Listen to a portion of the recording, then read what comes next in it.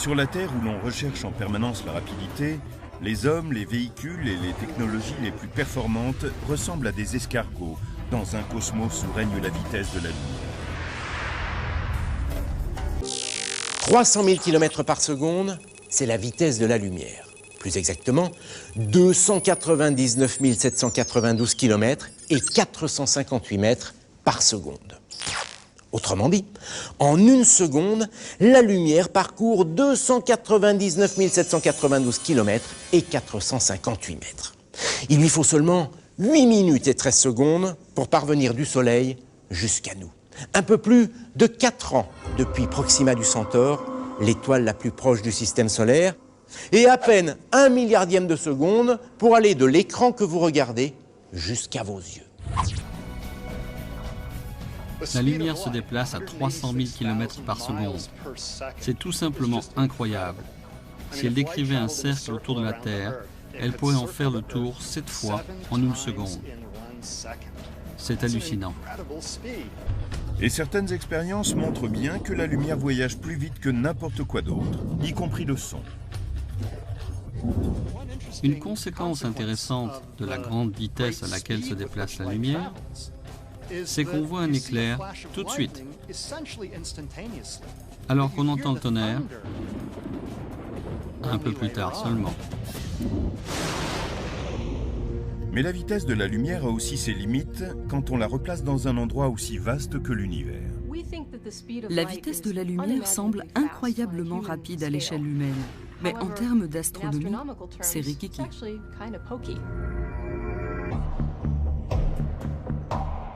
Quand les astronautes étaient sur la Lune et que les gens demandaient à Neil Armstrong « Hey Neil, ça ressemble à quoi là-haut ?»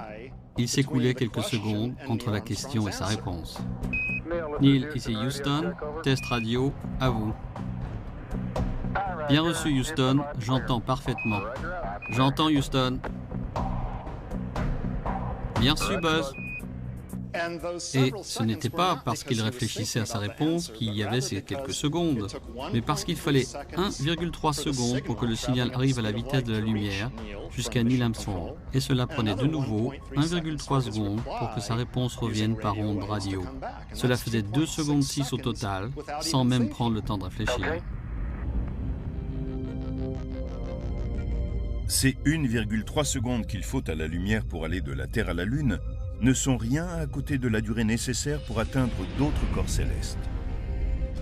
Pour aller du Soleil à la Terre, par exemple, la lumière prend plus de 8 minutes. Si le Soleil devait disparaître à l'instant même, s'il s'évanouissait soudain, il faudrait 8 minutes avant que nous en ressentions l'onde de choc et que nous en voyions les effets. La vitesse de la lumière étant limitée, la communication avec un vaisseau spatial très éloigné de la Terre devient un véritable défi. Il faut plus de 45 minutes pour qu'un signal atteigne les sondes martiennes. Plus de 3 heures jusqu'à Saturne et la sonde Cassini. Et plus de 29 heures jusqu'à Voyager 1, la sonde la plus éloignée de toutes qui s'écarte aujourd'hui du système solaire.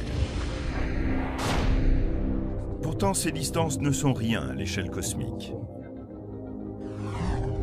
Nous pouvons à peu près saisir ce que représentent les 10 milliards de kilomètres qui séparent la sonde Voyager de la Terre.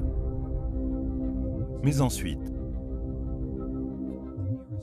l'étoile la plus proche est une naine rouge appelée Proxima du Centaure qui se trouve à près de 40 millions de kilomètres. 40 plus 12 zéros.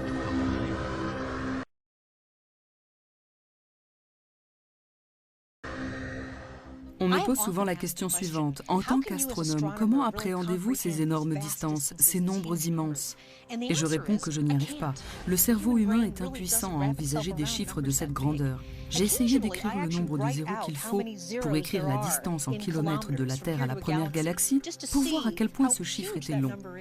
En tant qu'astronome, nous devrions passer toute la journée à écrire des zéros si nous n'avions pas fixé une unité plus pratique, l'année-lumière. Elle équivaut à peu près à 9600 milliards de kilomètres. C'est la distance que parcourt la lumière en une année.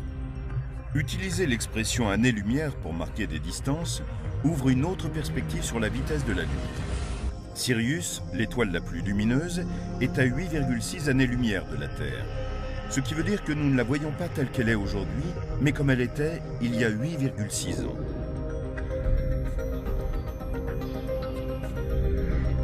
Nous voyons Vega comme elle était il y a 25 ans. Et la supergéante Beltégeuse telle qu'elle était il y a 5 siècles. C'est un merveilleux cadeau de la nature. Comme l'information prend du temps à nous parvenir, nous pouvons voir en arrière dans le temps. Plus nous regardons loin, plus nous remontons loin dans le temps. Nous n'aurions aucune idée de notre passé cosmique si la lumière était instantanée. Saviez-vous que quand vous regardez un ciel étoilé, en fait, vous regardiez le passé? Je vous explique. Lorsque vous regardez une étoile, le phénomène que vous observez n'est pas en train de se passer au moment où vous le voyez. Suivant la distance de l'astre, la situation que vous observez peut dater de plusieurs années. Pourquoi? Parce que plus l'astre est loin, plus la lumière qu'il émet, et donc son image, mettra du temps à nous parvenir. Même si la lumière va très vite, 300 000 km à la seconde, il lui faut quand même du temps pour parvenir jusqu'à nous. Quelques minutes lorsqu'il s'agit du Soleil, l'astre le plus proche de nous, et quelques millions, voire milliards d'années lorsqu'il s'agit d'étoiles beaucoup plus lointaines appartenant à d'autres galaxies. C'est pourquoi la distance qui nous sépare de ces astres est exprimée en années-lumière. Une année-lumière, c'est la distance parcourue par la lumière en une année.